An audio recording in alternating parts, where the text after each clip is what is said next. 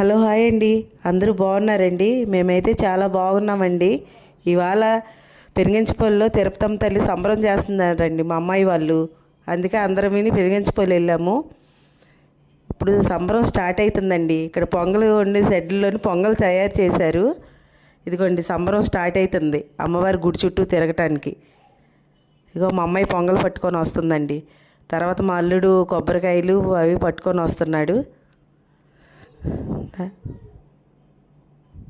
ఇదిగో మా తమ్ముడేమో ఇక్కడ మేకపోతుని పట్టుకున్నాడండి. మా తమ్ముడు మా చెల్లి వాళ్ళ అబ్బాయి పట్టుకొని ఉన్నారు.